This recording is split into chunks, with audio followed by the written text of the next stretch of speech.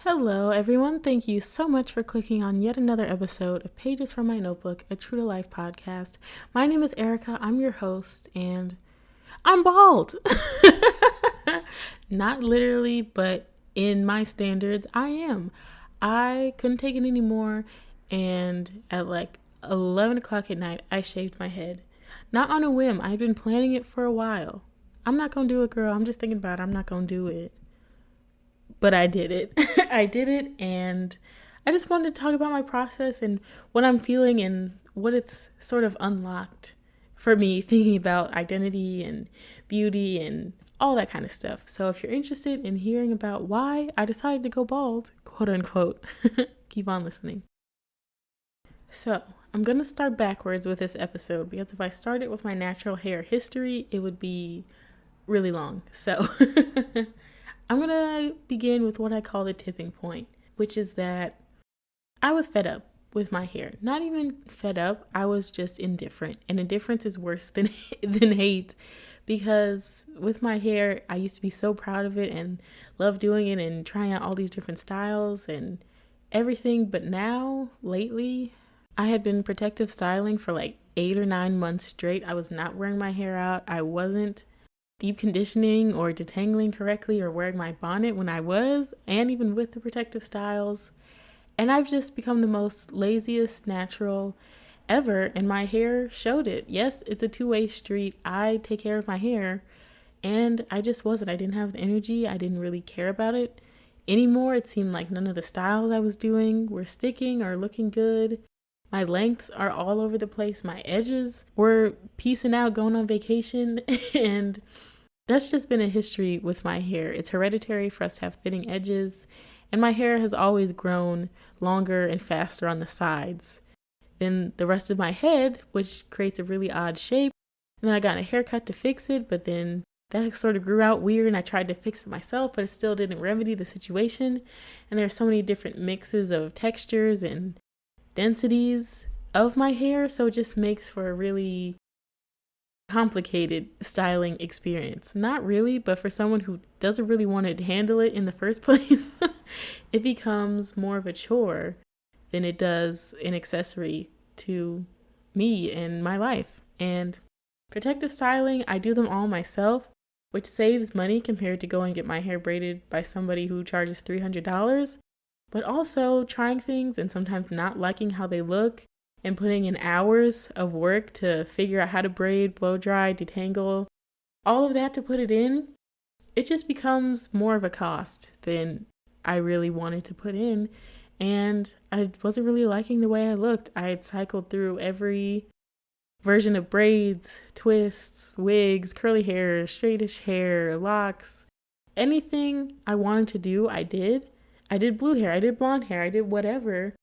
And just nothing was making me excited anymore. I used to be excited to try new hairstyles and to do my hair and look a different way.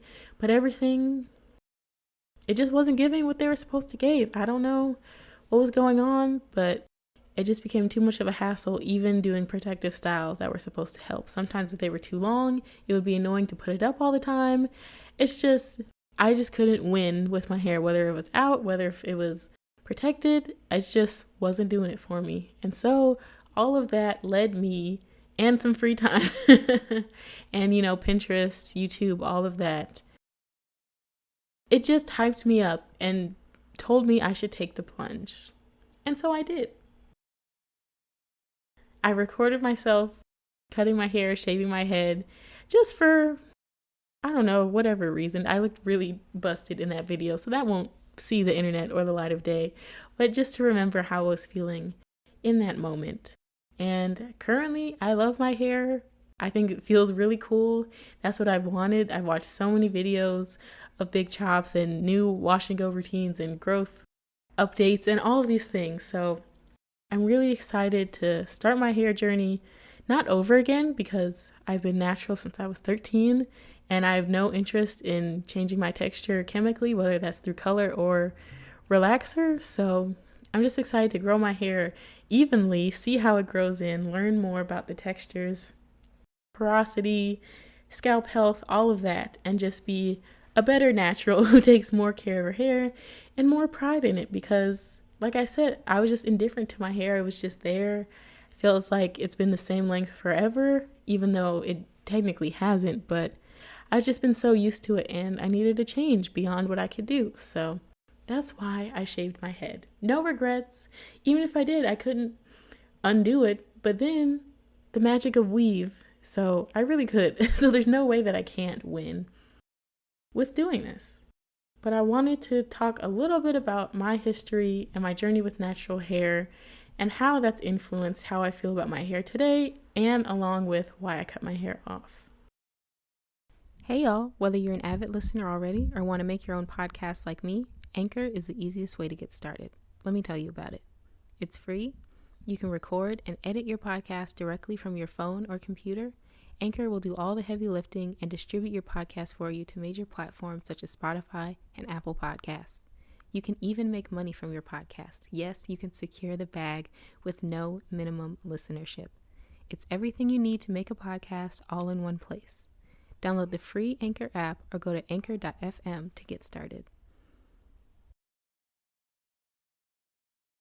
So to try and make a really long story shorter, because I think I want to do an entire episode on my natural hair journey itself, but as a child, I was natural. My mom did my hair to the best of her ability. Then when we got old enough, it was relaxer, creamy crack city. I also have very negative opinions and feelings about relaxer, but I'm going to keep them to myself. Even though this is my platform to share, but it's not the time or the place, because this is about positivity. And that stuff just does not bring about that emotion for me. But that was my life for, I can't even remember how many years. But then, when I was 13, it was left on a little bit too long, burnt a hole, not a hole, but like the side and back of my hair, which led to me having to cut it off. And then from there, I started to really learn about natural hair care. And this was 2013. So the natural hair movement was really getting off the ground, and you saw it everywhere. Everyone going natural, everyone big chopping, everyone talking about LOC, everyone doing twist outs. And it was really a cool time, especially for me as such a young girl, learning about hair and all of the different things you can learn about. I think like beauty, the science behind it is so fascinating, like how some hair reacts to certain things, what ingredients do which type of treatment for your hair. I just think that's all so cool. And I'm about that for a lot of different stuff. But I thought that it was a really fun thing. You know, I was tired of having scabs on my scalp and being sore and not being able to do this with my hair. And I also just didn't like straight hair on me. My own straight hair just always seemed the same length, and it was always bumped at the ends. Every black girl knows the struggle where you want it bone straight like the models, and they're like, I'm gonna just bump it, and then you turn into James Brown. So that was my life up until that point, and I was ready to try something new. I was tired of being in pain and being ridiculed for how my hair grew out of my scalp and how I reacted to hair care that was less than gentle. And I think taking control of the health of my hair and the look had two different impacts, but there's so much I could talk about with going natural, my history, but I think one of the main things that has kept me going as a natural and doing my own hair, learning how to do my own trims, not going to other people to do my braids, learning all these different things, is because most of the ridicule, I'm going to use for lack of a better term, came from my black female hairstylists. And for me, the salon was a place where I was doing something wrong. I was not living up to the standard of what a good client should be, not even just in the way I reacted to their handling and their techniques, but it's that I was tender-headed because my scalp would hurt if you start combing 4C hair from the root and not the ends, if you don't take your time, if you're not used to texture that is, as thick as it can be growing from a human. I remember so vividly having a stylist pretend to be so exhausted from combing my hair because it was so thick. And it's like, we praise Black women for having long, straight hair, but when it's in its natural form, it's too much and it's too hard to deal with. See, that's a whole nother episode, so I'm going to pause it right there. But I was watching a video, a Big Chop video from T Noir, who is, I believe she started on TikTok and now she makes YouTube videos like commentary. She's really great. But in her Big Chop video, I believe she's the one that said this. But she said that hair salons are Black girls' first experience with pain, and that's where we're praised for how much we endure that pain. And that was mind-blowing to me because it's so true. If you're the perfect client that sits still, you don't move your head the wrong way, you follow all the instructions, you don't get a neck cramp having your hair washed, you're not quote-unquote tender-headed, you don't object to the hairstylist administrations or their ideas, you are the model Black girl client. You are praised for having a headache for 3 days because your sew-in is too tight or because your relaxer burned your scalp. And I think that's also why going natural was so important to me, because I was tired of that cycle of pain being associated with my hair, both when I was conforming to chemical treatments and rejecting of my texture, and then also going to stylists who were supposed to be trained in dealing with my hair in its natural state and treated it like it was a problem or a lesser than. And by proxy, me, because it was always, don't do this, don't move here, why are you crying? It doesn't hurt that bad. Like, it's a constant demeaning of my feelings and opinions as a person, and that's an issue that has popped up a lot in my life, and that's why I have problems with being a people pleaser and not sticking up for myself, because in so many different situations I've been told that what I'm feeling is wrong and I shouldn't feel that way and that that's bad. Child, not me getting riled up and not trying to cry, because that's another thing that was weaponized against me, is my own emotions and reactions to people's actions and words towards me that hurt my feelings.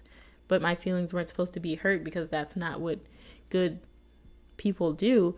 That's a whole that's a whole nother can of worms, Pandora's box. So we move forward past my big chop where I had to cut off my hair that was relaxed and damaged and start to grow it over.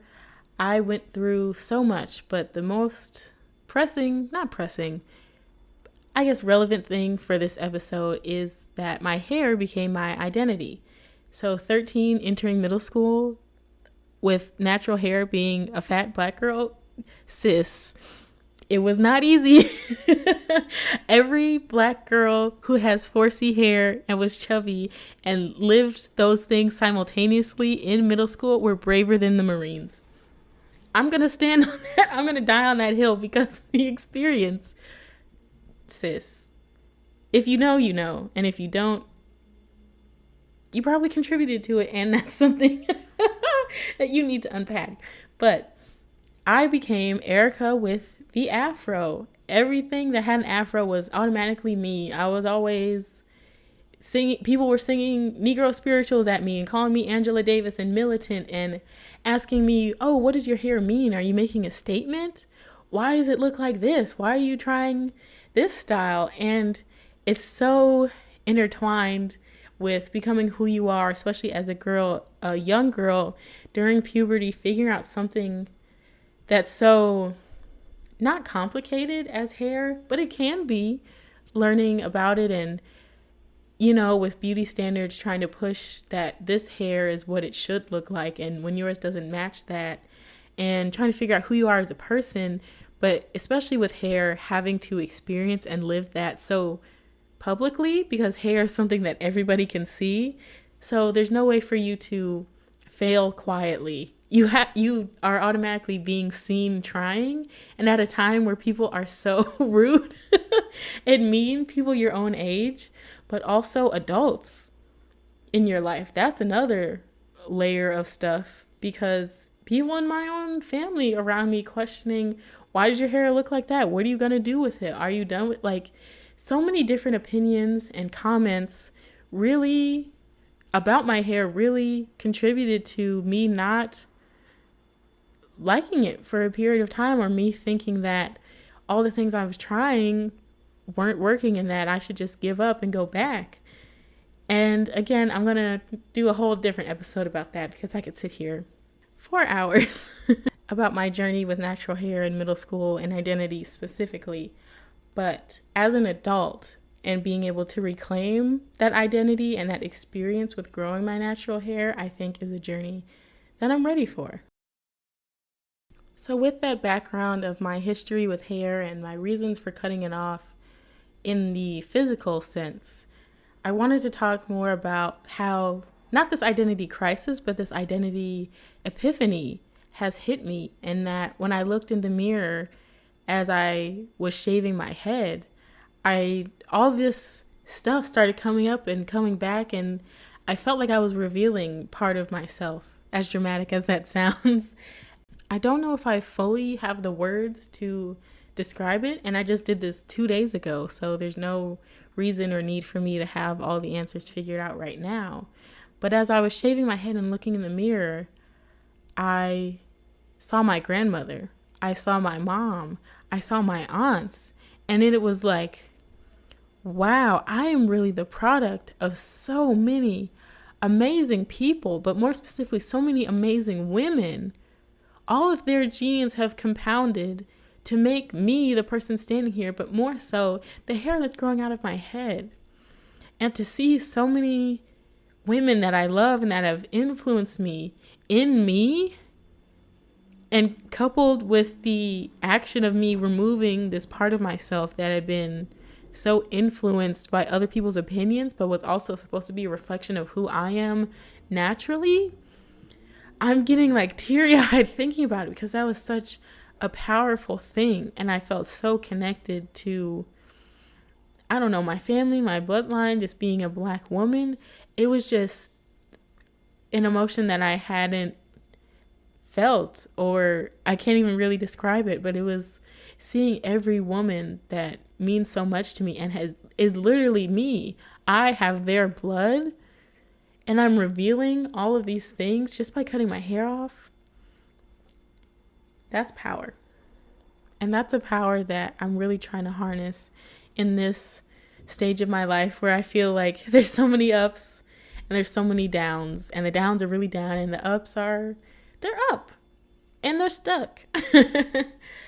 And sitting here thinking about it, I think I realized that in this time where I feel so tumultuous and trying to rediscover myself and discovering new things about myself, seeing all those women reflected in me is reminding me that this has all been done before, and that I'm not doing it alone. I don't have to reinvent the wheel. I don't have to forge the path. All of those women are in front of me, next to me, helping me along the way. And by taking back my hair, by taking back the attachments to length and curl pattern and all of these things, by redefining that and learning how the thing that grows from my scalp, that is powered by the blood from the women who make me, that is where I find myself. That's where I reconnect to the person that I'm meant to be. And also them telling me that I'm not alone is giving me the power to redefine how I want to walk the path. I don't have to do it exactly like them. I don't have to wear my hair that way. I don't have to do the same things. I don't have to think the same way about what grows out of my head. Yes, I'm made of them, but my body is my own.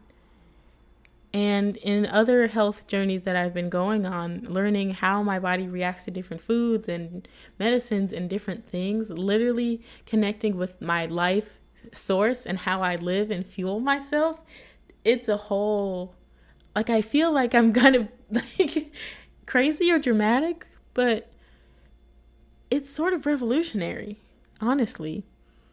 To really realize that I am alive and I am powering myself, and I am made up of so many different things and people and environments and atmospheres and influences, but yet I still have control over whatever I do and what I produce. Like, that's such a cool push and pull juxtaposition that we all have. And I think hair is so, like I said before, it's so outward, it's so public and physical and visceral that taking control of it and doing something that's not common for women to do is such a bold statement. And it sort of, I guess, shocked me and hit me that the weight of what I'm doing is more than just hair.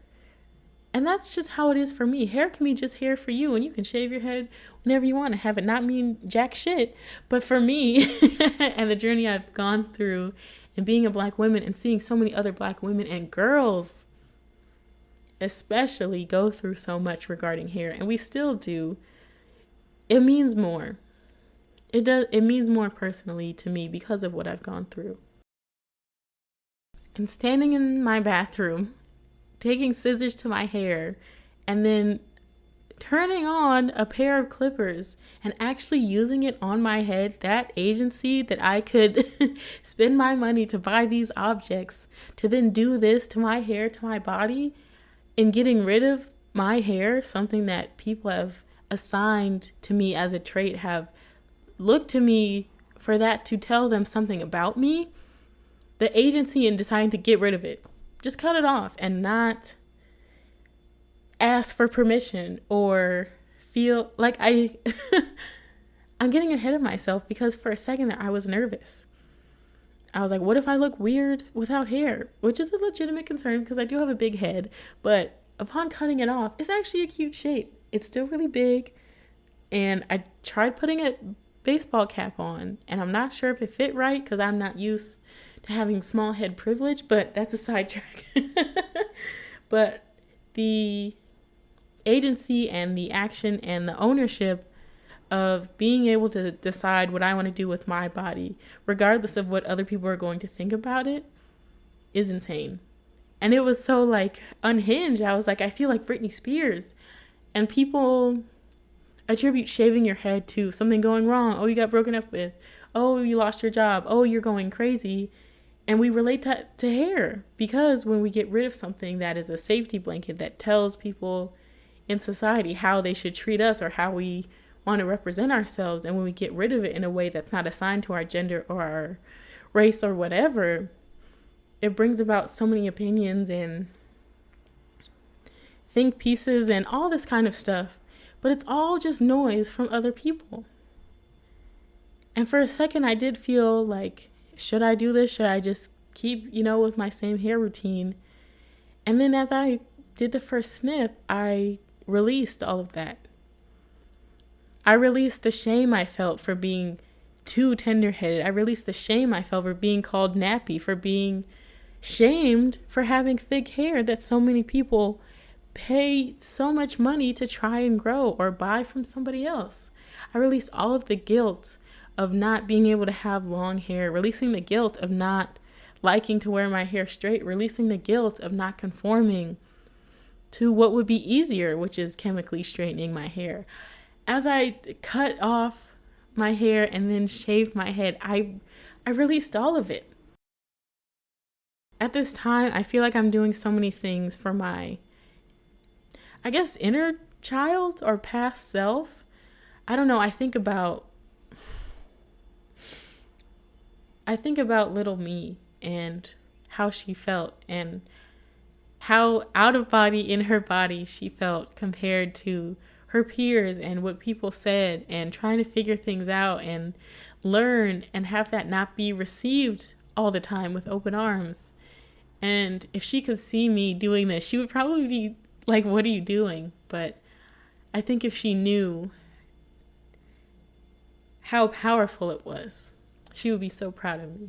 And that's what I try to do with everything I do, is make my younger self proud, do the things that she couldn't do or didn't know that she needed, or did know that she needed, maybe from other people, or just what she didn't have the confidence to do. And then as I got in the shower and I washed my hair, and I felt I felt new. I felt not even new, I felt me.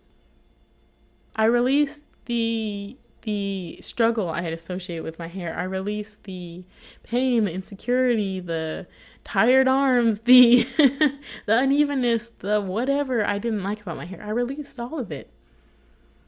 and I started over. And there's no point in your life where you can't start over or try something different, something out of the box, something people may not agree with. And I feel free. I'm relearning myself. And with that, there's going to be some downs and a roller coaster ride of different levels of confidence. But I still feel beautiful. I still feel worthy of love. I still am a good friend, a good coworker, a good student, a good sister, a good daughter, good whatever.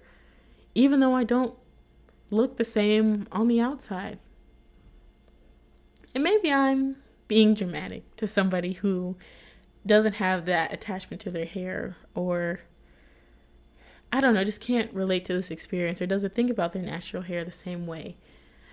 But in a society that places so much importance on hair and how you look in the beauty standard, it makes sense that it creates such an emotional reaction and attachment in so many people. And especially for me, someone who's been taking care of it for so long and just needs a change. And now in this point in my life where I have independence and I can literally do whatever I want. I was just thinking I could hop on a flight tomorrow and, me on the beach in Aruba, and nobody could tell me anything about it. There's nothing that I can't change or fix or experience in my life if I really want to.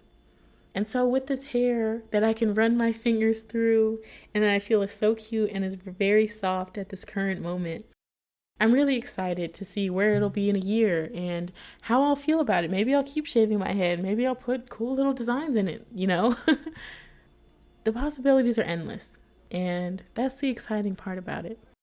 I'm really excited to get to know me again. And maybe me and my hair will have a better relationship, and I'll enjoy taking care of her, and I'll have a renewed passion for how I look. Or maybe I'll take more risks. This is my opportunity to say, you know what? This is my time to try all this crazy stuff. And if it doesn't work, oh well, start over. And that's the beauty of adulthood and life, is starting over, like I said. And you can't be afraid to try or be seen trying. And your hair forces you to be seen because you have to go out and live and do whatever. And this just came to me, but if you see Black women with short hair or different textures, different colors, lengths, cuts, whatever, and if you don't care for it or think it doesn't look good, just keep that in the vault. Keep that behind closed doors, because the only person that's going to do anything for is you having your opinion. Telling somebody that you don't like something about them, that they change themselves or like about themselves, it doesn't help. So what if you don't like it? It's not you. And hair is so important in learning how to say F it and just do what you want to do and try different things. And opinions are what steer people away from changing their lives in all different aspects. And I think the world would be a lot better place if sometimes we just minded our business. If we just thought negative thoughts and didn't say them. How about that?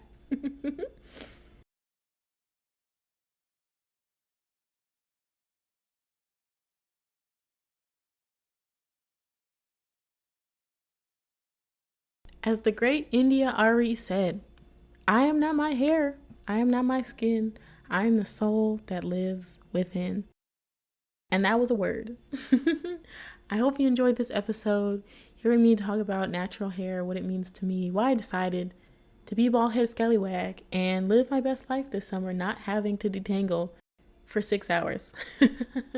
I hope it made you think about how you present yourself to the world and how your identity can be changed, how you can be more authentically you and connect to the people that have shaped you, but also to the person that you are and that you're becoming, whether that's through hair or something else. That's up for you to decide.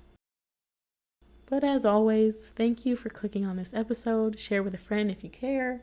Follow the podcast on Instagram, Facebook, all that fun stuff. And I hope to have you listening again soon.